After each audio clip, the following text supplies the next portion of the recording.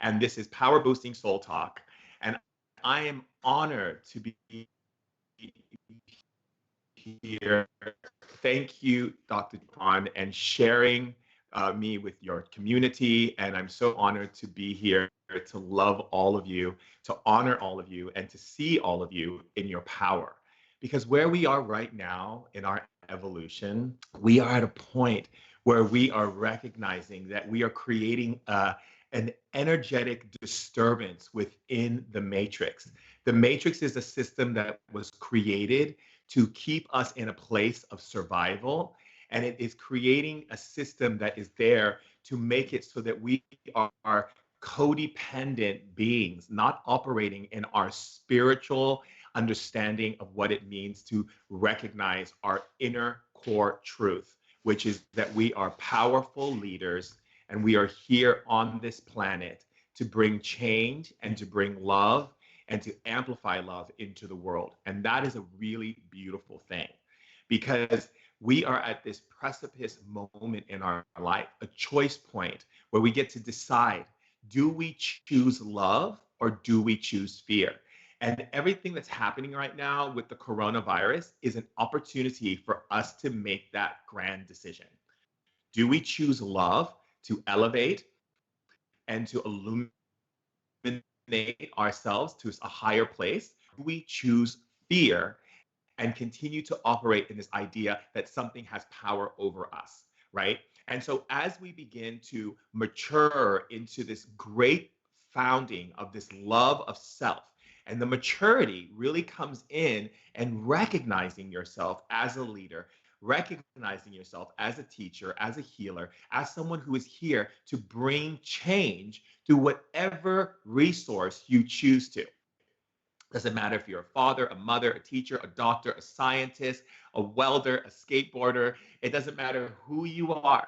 You have spiritual technology woven through your entire being that allows you to access consciousness daily through choice. And that means that you have the ability to elect love as your resounding foundation of truth that moves through every aspect of your being and in the way in which you operate and carry yourself in this world. So you can choose at any given moment to shift your perspective into the field of love. And therefore, at that moment, you are literally saying, I am an ambassador of love. I am not here to put my energy into any frequencies that are not operating at the highest level for the planet.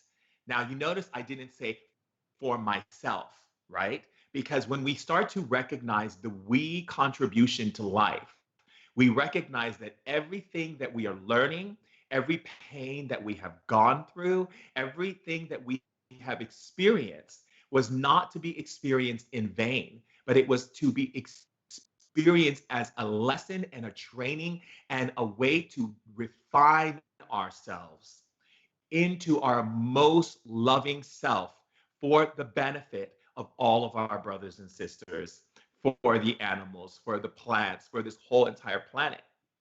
Because the magnitude of magnetic energy that moves through your system at every given time is actually affecting every plant, every molecule, every cell, and every living life source around you just by your beingness alone.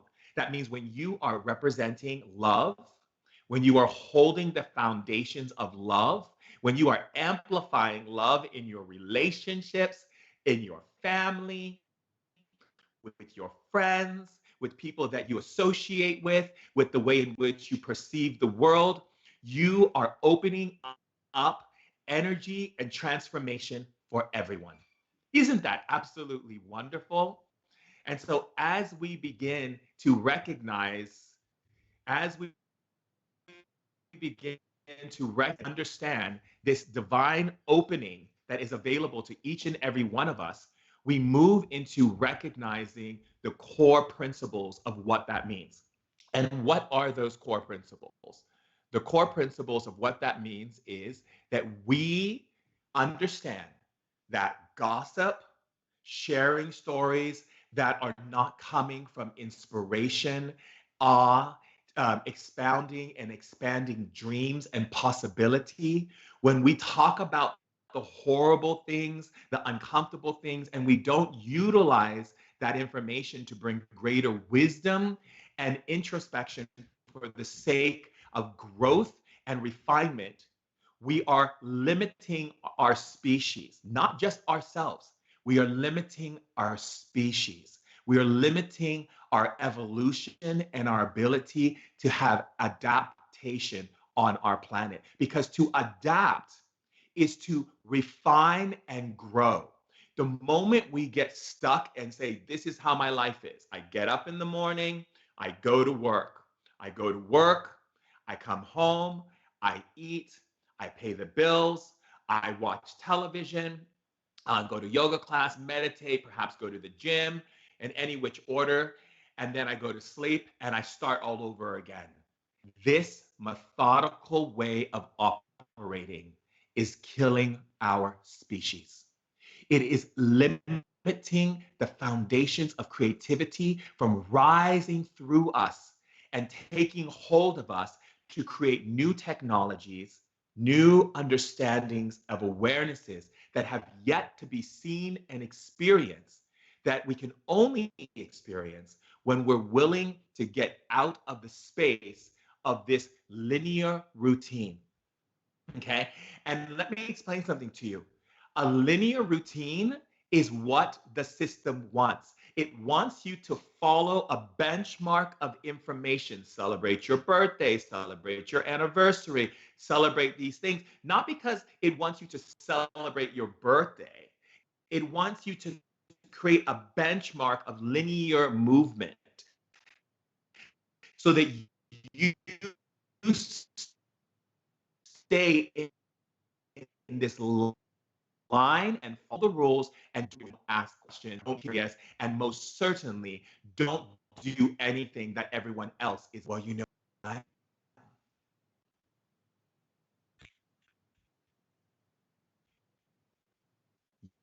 you to be to follow the rules. You did not come to earth to bow your head down to dictatorship. You came to earth to illuminate possibility. I'm going to say that again because I think it's a beautiful expression. You came to earth to illuminate possibility. And it is in that possibility that consciousness and dreams allow the expansion of information, knowledge, wisdom, technology, advancement, connection to earth, our relationship to the earth, our relationship to each other. We learn to define and refine the system to support evolution and adaptation.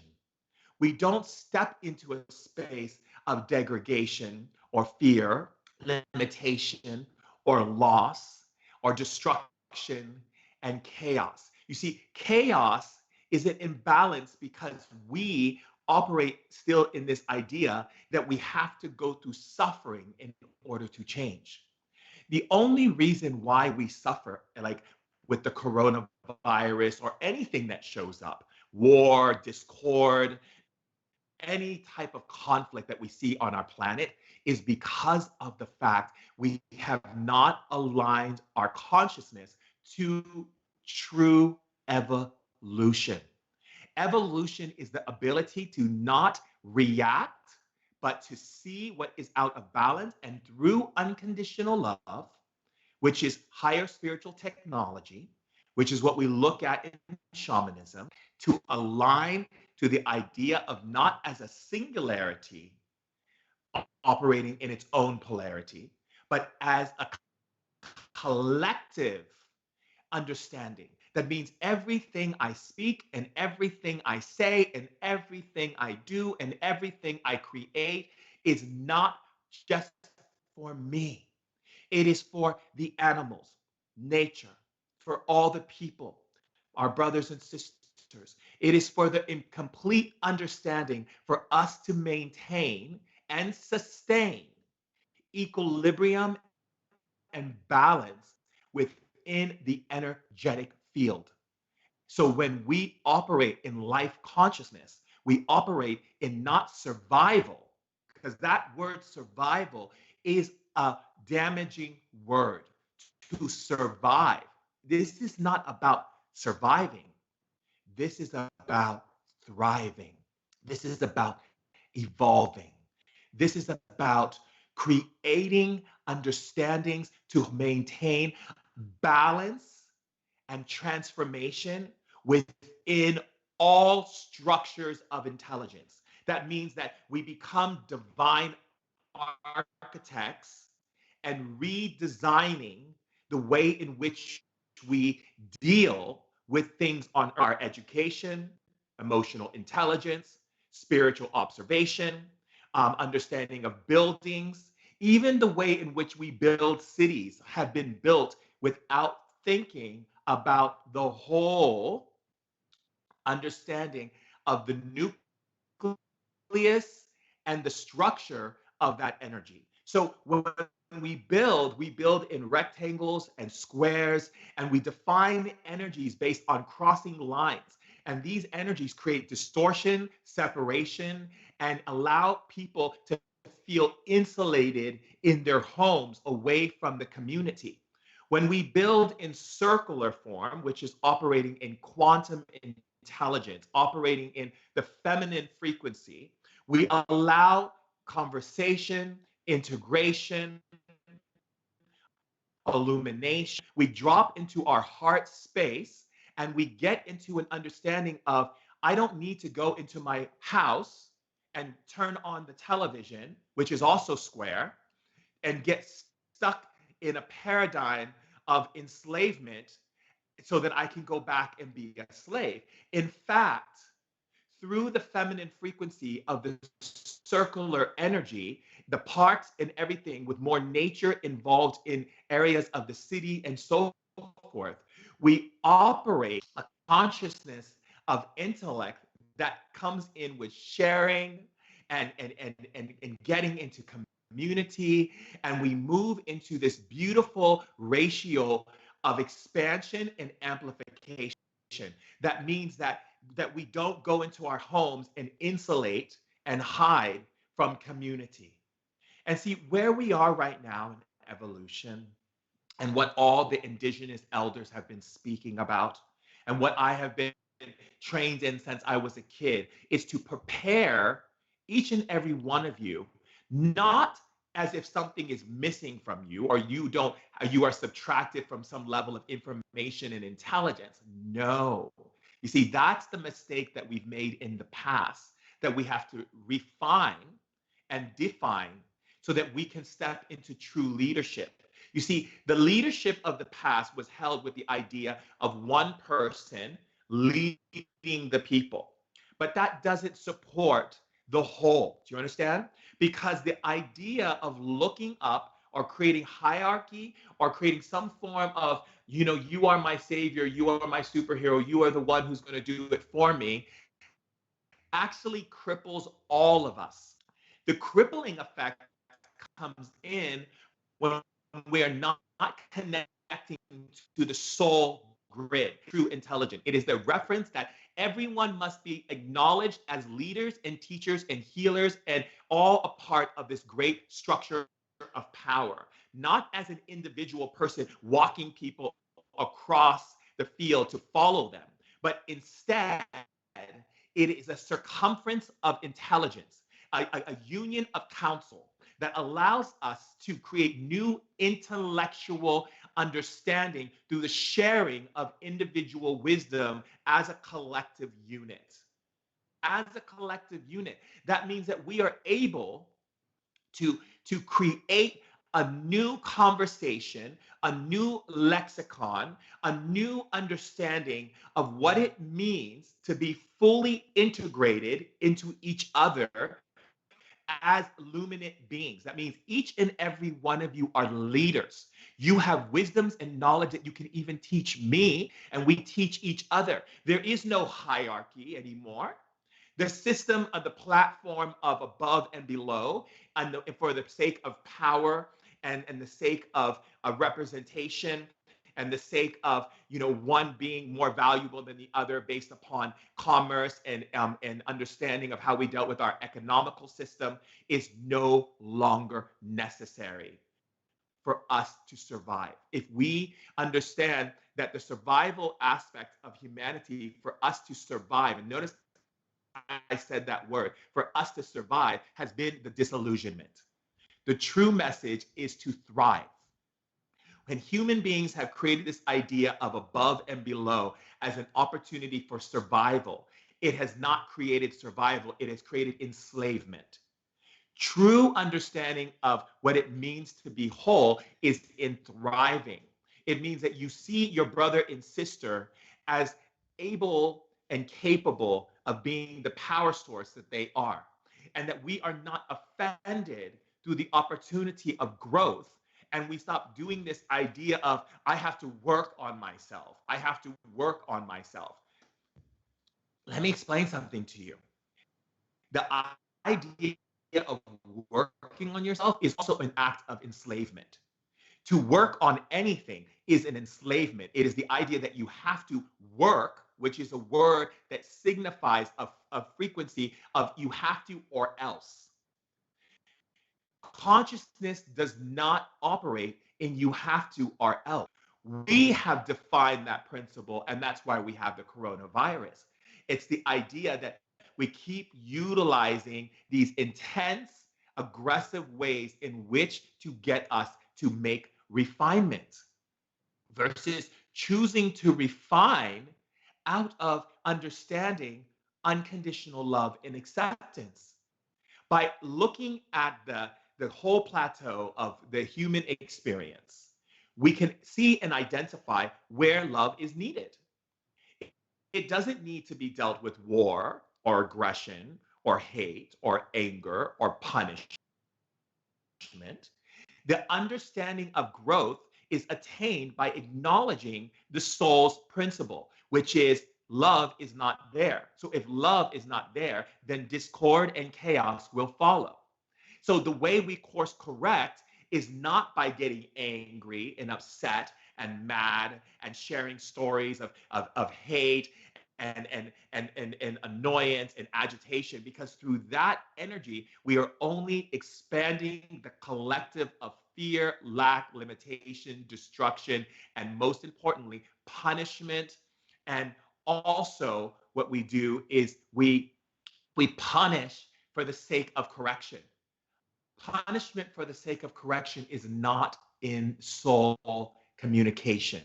To communicate through the soul, which is this true soul talk, right? The soul talk is when the soul is able to communicate as an ambassador, as a teacher, as an illuminator of consciousness and intellect, and bring about awareness to what is good for all of us, not just the one.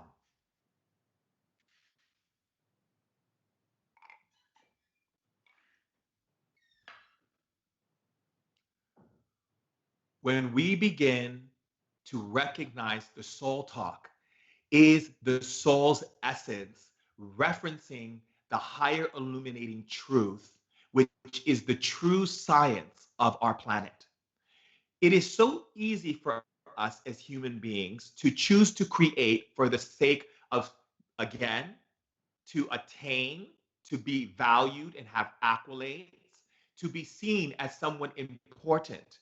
The consciousness of evolution, which is to be able to thrive and expand, and then be able to support, to help, and to assist other beings in other realms and so forth, as we continue to move into that plateau of communication and understanding, does not support the system of you will grow by me making you feel bad about yourself. You will grow by me beating up on you, punishing you. You will grow when I scold you and hurt you with words or behaviors to get you to see your divinity. This paradigm has existed so long within religion and within so many different observations of God that to understand source, God, creation, spirit, however it illuminates you to speak of it, there is a defining point, which is if you believe your creator to be one that instills punishment and hurt in order to refine you to greatness, then you subconsciously will create a code in your unconscious and subconscious mind that will elect the idea that you must operate in the same to yourself, to other people, and into the way you project into this world. Now, if we define an understanding of expansion, we must define it beyond the boundaries of humanity. That means that creation cannot be held in a box, in a word, in some form that human beings can feel that they can connect with as a representation. Creation is an illuminate energy source that takes on whatever projection you project into it.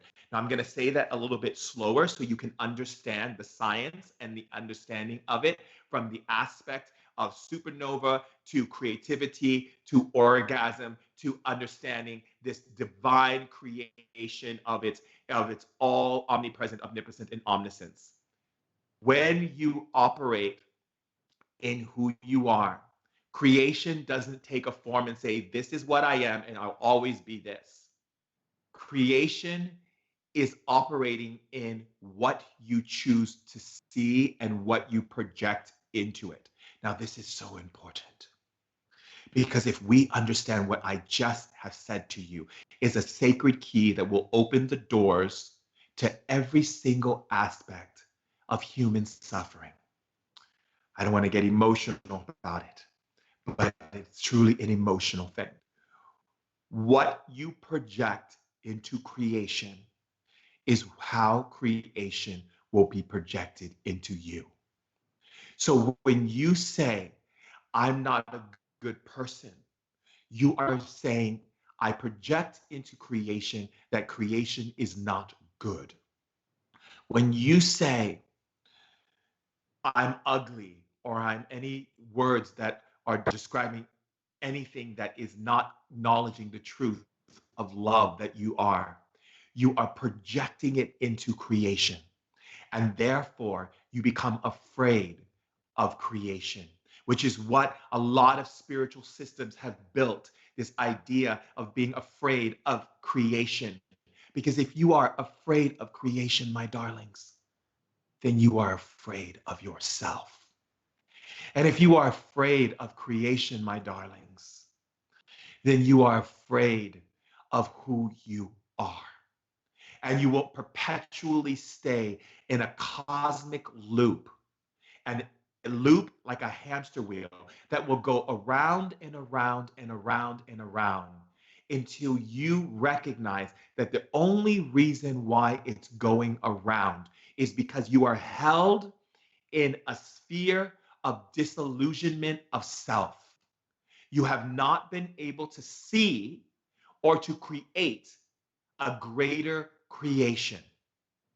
You see, this is why when human beings say things to themselves, I go, oh, my dear, don't say those things. Because your words that you are speaking are defining creation within you and outside of you.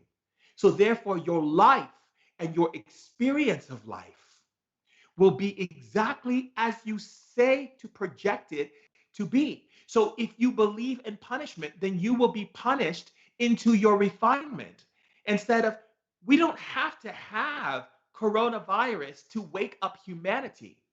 However, we choose it to wake up humanity because we believe the only way in which we can move and operate is to have an equal and even stronger force to push us into motion instead of allowing awareness to move you into motion because you are your own creative source. Now, I'm going to say that to you scientifically again. There is an object. In order for this object to move, most human beings believe that an equal or stronger force has to be able to move that object into where it needs to go. So we use throughout history of our experience on earth creating certain events and certain things collectively to move us to either go higher and expand and to refine. However, we do not need an equal or stronger force scientifically to move us because we are the source. So our energy is enough to move itself. Do you understand? That way, we don't operate in this field of having to suffer to grow. It is such an old adage. It is such an old, out, like, just very dark age way of thinking collectively.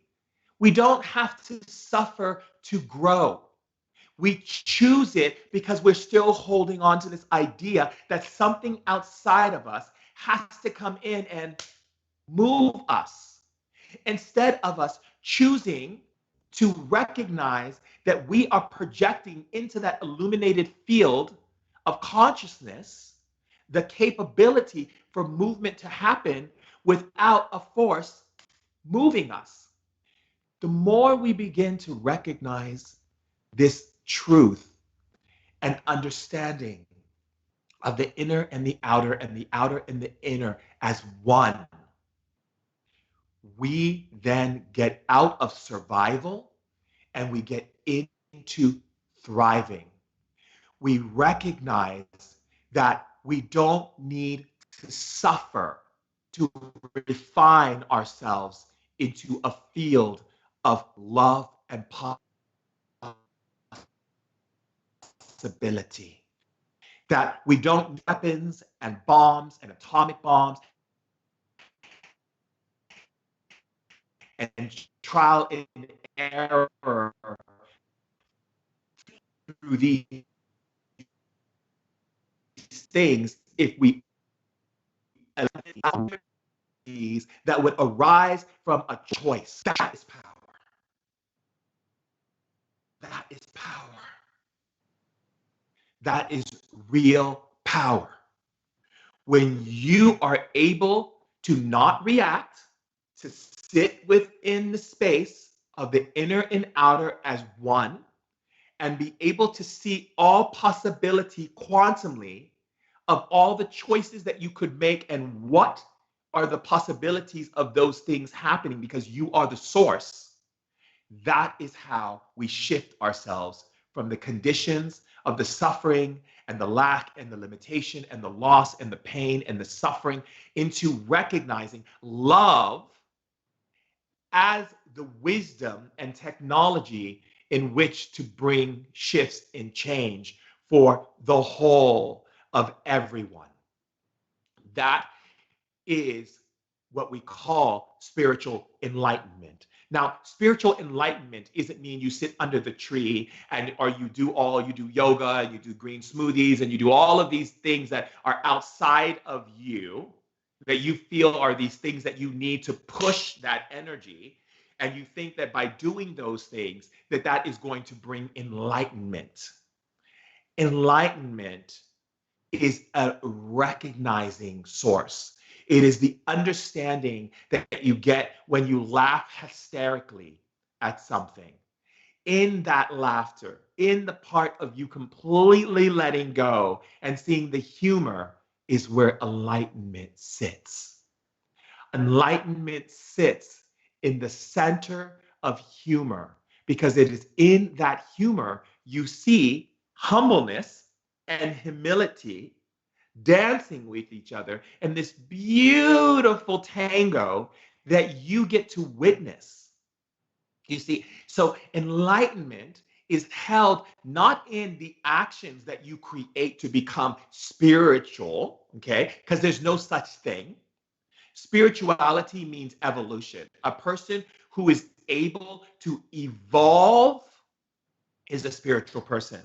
They don't need to do yoga. They don't need to do this thing or that thing or go here or go there or do 6-7 days silent retreats or this or that. You can be an engineer, a doctor, never meditated in your life, never did yoga in your life, never did any of these things, but your willingness to evolve moves you through the sphere of evolution and allows you to be a creative force of adaptation on our planet.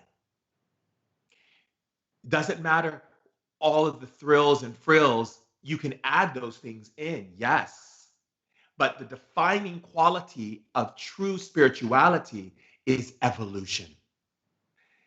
When someone has knowledge and wisdom, the knowledge, you can go to the most amazing college. You could read every book on the shelf of every amazing author. You could read everything, go to every workshop and do all of these things. And if you don't know how to take the code that was given to you and insert the code into a certain area of technology for the greater whole of humanity, then it is not considered wise. Because knowledge is knowledge, but what transfers knowledge into wisdom is knowing where to set the code. Where do you place the code? The code, which is found in words, information, and frequency, is what creates either amplification or degradation. So you can have the most greatest knowledge in the world, but if you don't take that knowledge and know when to insert the code at certain places in life or into someone's mind, it's like growing a field of and planting seeds in a field and you reap no harvest. You see, I like to see it as you putting seeds. Like when I say something to someone, such as, I know how powerful you are, and I know how beautiful you are, and I know how intelligent you are, and I know that you're clearing every part of your life that's been blocking you from money, holding you back from creating prosperity, holding you back from these things. You're now creating new ways to bring beautiful things in your life, and prosperity is moving through your life in the most beautiful and correct way that supports you and your family. I am planting a seed, and I know when to plant that seed. Because I know that by planting that seed, I don't want to plant a seed in vain because I want the harvest to come. We want to harvest, right? Because the more we harvest, the more seeds we get to plant, right? And not us planting them, but our brothers and sisters planting them because of the growth and the transformation that they have gone through. Now they are planting seeds, and it becomes a huge harvest where we literally begin to understand how to create heaven on earth. Ah, what a lovely, wonderful thing. And we have the ability to do this every single day through Soul Talk. When we communicate to ourselves, we are not just communicating to ourselves, my darlings. We are communicating to everyone, to the trees, to the flowers, to the animals, to the hummingbirds, worms, to the soil, to the roots. We are communicating to the man, to the woman, to the child, to everyone across the ocean, living in different parts of the world. We are communicating to every single living source of energy. That is why to be in Soul Talk is to recognize your relationship. Shamanism is based on relationship. I know a lot of people believe that shamanism, because of the books that have been written by different people who've spent time in indigenous cultures, they come back to the Western world, and what they come back with is take another plant medicine, do this other journey.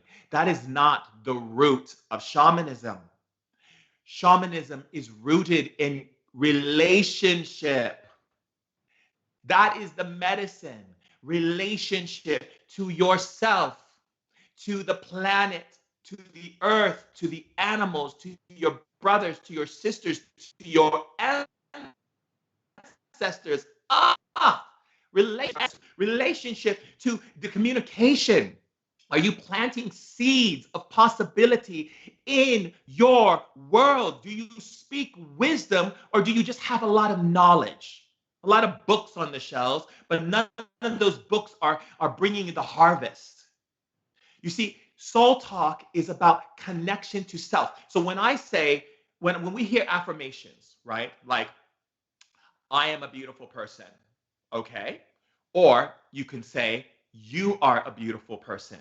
Because when you say you, you're speaking to your soul, and you're speaking to the trees, and you're speaking to the oceans and the river, and you're speaking to the rocks and the sky and the sun and the hummingbirds. You're speaking to the wolves, and you're speaking to the man in who's sitting in his office who has been having a difficult day. You're speaking to the woman who's giving birth and having difficulty in her birth. You're speaking to her. You're speaking to the new spirits that are coming in, and you're speaking to the spirits that are going back home. You're speaking to every cell in your body and in another person's body and in the plants and in everything around you. That is soul talk. So when I speak, it's not that I speak, it is we speak. So when I say to myself, I love how beautiful you are. I love how you can open up energies in any room and bring the highest source of light. And I love how powerful you are at regenerating and creating balance, harmony, and amplification of love. I'm speaking to everything. And the consciousness of creation, it is now being projected into in the right way, which creates this beautiful tsunami of love that goes out and touches and illuminates and radiates and gets people woke and brings healing and transformation. And when you leave the planet and when spirit reveals to you all the lives that you touched because you were willing to see all versus I, you were willing to remove out of the hierarchy of you are above me into we are all together, right? That is how you create global change. This is what Martin Luther King was speaking about when he said, I have a dream. He didn't mean I have a dream and it's just for me. He said what he's saying and what he's speaking is I have a dream for all of us. I don't dream independently. I dream for all of us. And that we should all dream for each other. A lot of times at night when I go to bed, I pray and I do thankfulness for the healing of the nurses and the doctors and the people who have been affected by the coronavirus and all of these things. And when I dream, I ask for my dreams to be dreams, not for me, but for all of us. So when Martin Luther King said, I have a dream, it's not my dream. It's all of our dreams. And all of us are to breathe our own dream into that dream. In shamanism, we say the two important aspects of shamanic training is the stories and the dreams. The two, the stories and the dreams. Because the stories that we tell our friends and our children and our family is the building blocks of consciousness. And the dreams are the possibility of what is possible. These are the most two important things in shamanism: possibility and stories. Everything that you've experienced from the time that you were a child to where you are now has all come from the stories that you were told by your elders, by your parents, by your teachers, by all of your authority figures, whomever it was. You were like a child just looking up and listening to the stories that they would share with you. You didn't have someone saying to you, oh, and by the way, these stories have been put through the filter of unconditional love for the sake of all beings on the planet. And that is why I'm sharing it with you, because these stories will amplify more love into your life, allow you to create more prosperity, to be able to share with your brothers and sisters, ability for you to learn how to take knowledge and turn it into wisdom and know when to insert code into life. These stories are there to percolate transformation and change within your being that you can then expound on and begin to create new stories for the family and for the friends and the people around you. That is how the stories should have been brought forth. That should have been the precursor to telling the stories that we heard from our parents and from our elders and from everyone around us, right? So the understanding is when we tell stories of greatness and strength and transformation and revival and the ability to see the possibility and stories that make us laugh so we can become more enlightened. That is how we transform through soul talk, because soul talk is not a singularity. It is an all encompassing conversation of community that is happening both on the physical plane as well as in the spiritual plane. Yes! Woo-hoo!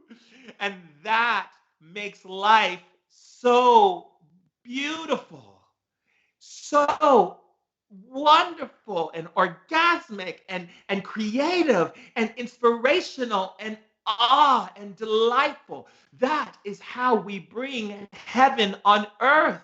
We dream it into possibility. So when you communicate to yourself, you can even increase your power by saying, I want you. So now you're speaking the possibility of. I say, I want you to draw upon the ancient energies of the elders of old wisdom and bring it into your being right now and accelerate your technology. Notice I didn't say I or me. I said, I want you. And therefore, that acknowledgement is creating the soul talk so that your being goes, aha, yes, absolutely, right away, done. Anything else? I want you to bring the highest source of energy through your body and illuminate it to every newborn child that is being born right now. Aha, absolutely, says the source.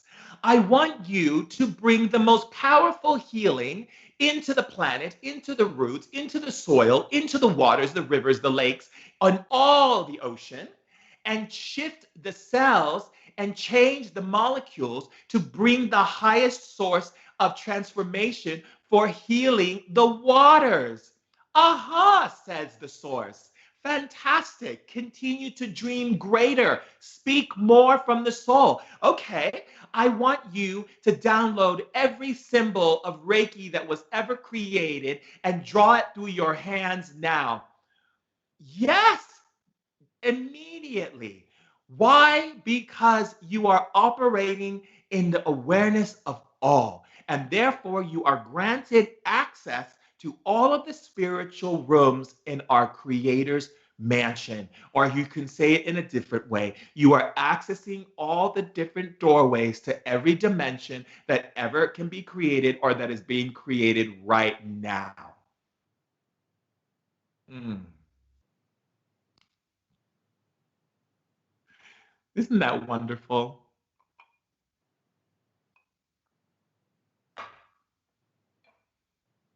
You see, so when you speak, let's practice it together right now. What I want you to do is very simple. You're going to repeat exactly the words of Soul Talk. I want you to open up the most powerful source of energy and run it through your body right now and illuminate yourself. Say it just like that and notice what happens. I want you to open up your heart and allow the warm fire of unconditional love to bring through the source of love to yourself and to everything around you.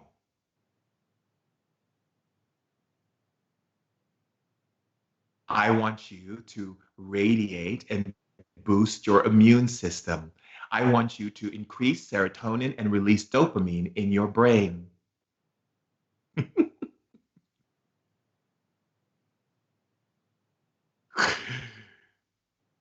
You see,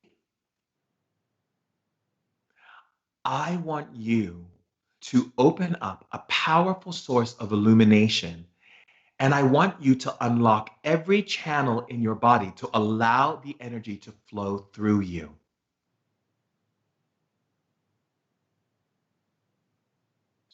So when you say these energies of soul talk, you are learning how to write true code into the source.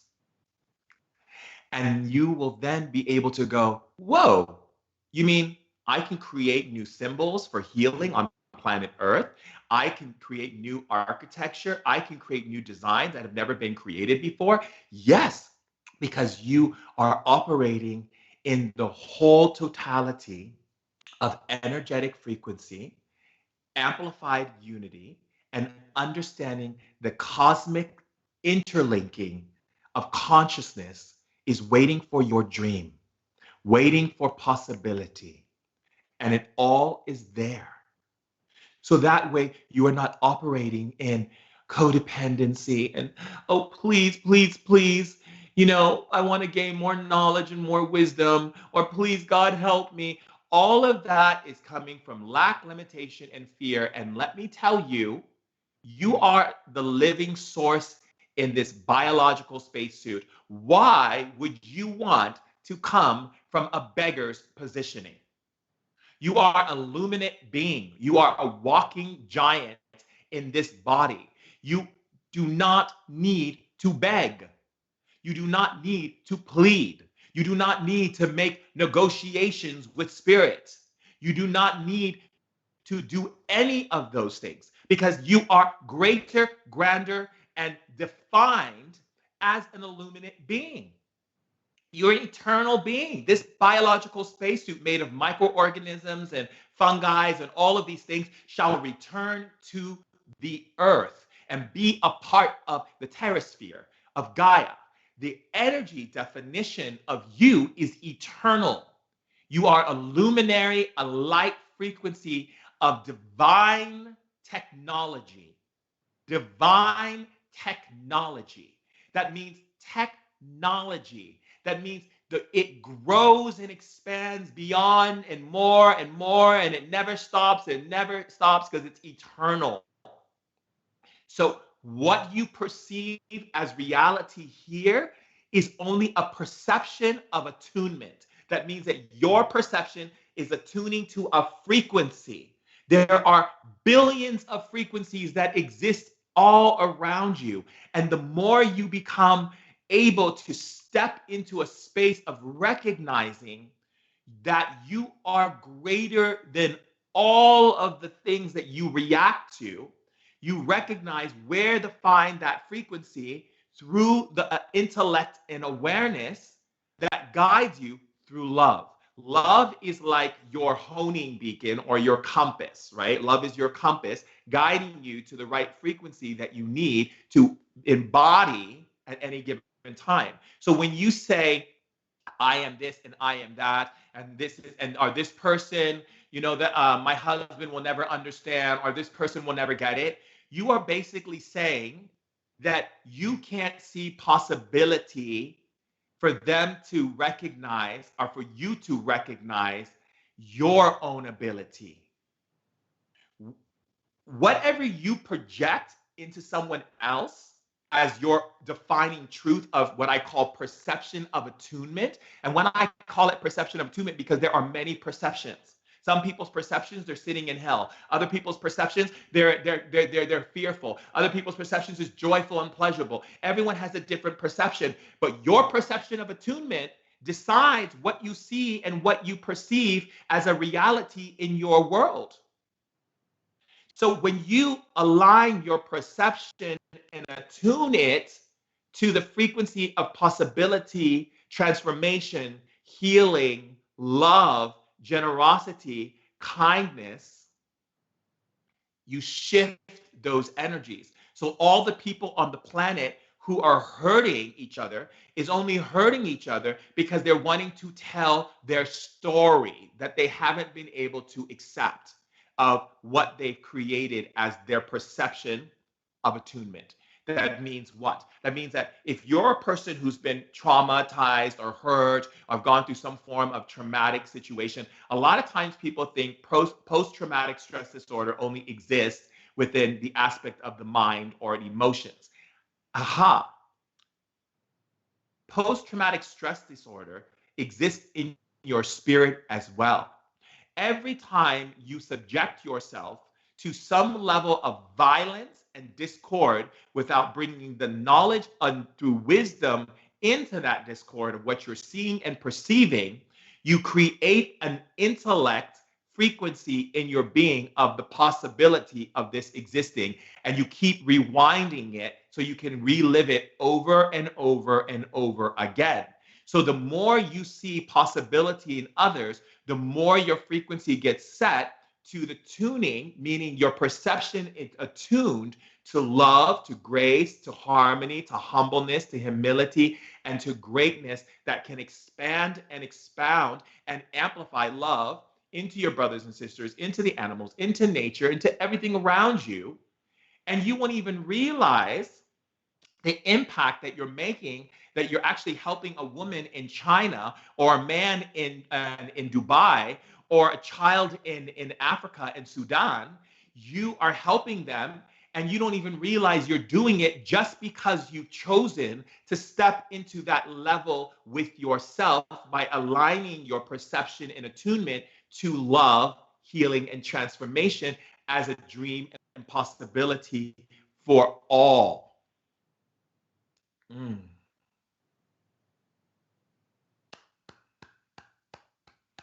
Mm.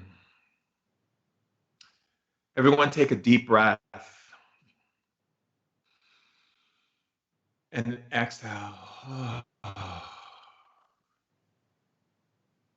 let's take another deep breath and just let your mind marinate on that truth.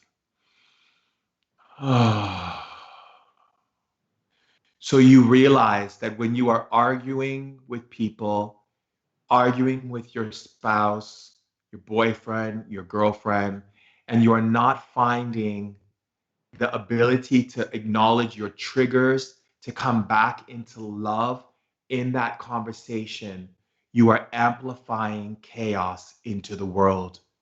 You are waking up more people to choose the elective source of fear, lack, and limitation versus love, expansion, and amplification. That's why when people say, "Oh, I'm nobody," I say, oh, my dear, let us not speak curses over oneself.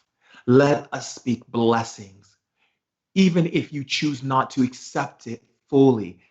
Let your words at least speak the truth that utter from your mouth, the proclamation of truth of your greatness. Because your mind is only taking what you have said to your soul.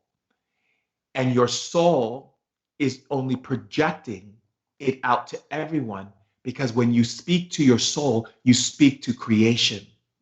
That is why when you say, "I'm not this and I'm not that," you are telling creation that that's what you aren't. You say, I'm not good, I'm bad, I'm this, I'm that, I'm not, I don't do enough. You are saying to creation, those are the truths. Because if you were to put down an artist at a gallery that you go to, or an art show, for instance, you put down the artist who's displayed these beautiful pieces of art, and you go in and say, this art is ugly, it's stupid, it makes no sense. You are basically, you might as well not say it about the art. You might as well just turn and look at the person who created the art and say, you're ugly, you're stupid, and you make no sense. Because we are the creative expression of the source. And the source is waiting for us, because of the free will, to be able to create new expressions of the source through what we say and what we believe and what we put our attention onto, which creates intention, which I talk about all the time in my teachings and love sharings to the world. So when we understand that and allow ourselves to recognize, if you say, when I have friends who are religious and they say, I love God and God is this, and they're singing in church and I'll go to church with them and so forth. And then I hear them say, but that person over there and this person over here and that person over here is doing this, this, this, and this. I say, oh, my dear, I thought you just told me you love God. I thought you just danced and sang with your guitar that you love God. Do you not see God over there? Do you not see God in the trees? Do you not see God in the flowers? Do you not see God sitting next to you? When you say you love God, how can you put down what God created? You do not have understanding of the dream of that person and why they were necessarily to be created for the purpose of evolution and expansion. Even if you cannot understand a person, even if you don't agree with the person, just be in reverence. Reverence allows transformation. Okay? You can't say, like, I had a situation once where I was in London and this guy was chanting all these beautiful prayers in Sanskrit and everything, and I went to give him a hug, and he like was uncomfortable with hugging me, and I said, aha, that's very interesting. And he said, well, not everyone needs to hug. I said, oh, but you're not just hugging me, you're hugging yourself. You see, I am here to show you your true relationship, not just because you chant. You can chant and you can bang your gohanzen and you can go to church and you can bow to Mecca and you can dance around trees to the fairies and you can do all of these things. But it's the soul talk that either defines the reverence of your truth in what you are doing. Your actions are just actions, but the truth is, when spirit reveals itself through a simple hug, and you decide to be repulsed by that hug, or that you can't come into conversation when someone is sharing something with you that they're giving you other eyes to see, if they come from love. Hey, there's this thing I noticed you're doing that isn't the highest of light, and I want to be here and hold space for you so that I can give you whatever you need, so that you can see that this energy isn't coming from the highest amplification of love, right? If someone comes to me with love for me to better myself, I'm not going to get mad at them because I feel like I have it all figured out, because it's not about the whole idea of all figuring it out. It's about evolution. So I know how powerful each and every one of you are. I already know that. I don't need to sit and listen to your stories or whatever. I know you're powerful because you exist. And I know there's only one of you that exists for the collective. That means that there is so much beauty and love and grace and healing and transformation and technology in your being that I am so excited for the way in which you choose to show up for yourself. I am so happy and in love with the way you choose to love and nurture and give to yourself.